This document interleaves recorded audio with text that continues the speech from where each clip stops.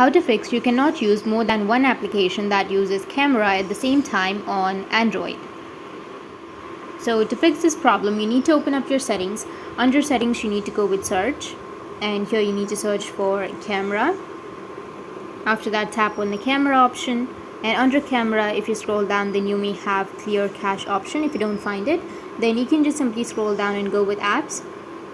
Under apps, go with manage apps, go with search, and here you can search for camera. Tap on it, go with clear data, which is on the bottom right, and then tap on clear cache and tap on OK.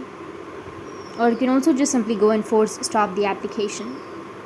After that, you can go back and you can search for reset on your settings. So go back to your settings and search for reset. After that, you will have reset. Once you find reset all settings, you just need to simply go and reset it. After resetting your settings, your problem will be fixed. That's it, and if you have any questions, feel free to comment below. Thanks for watching.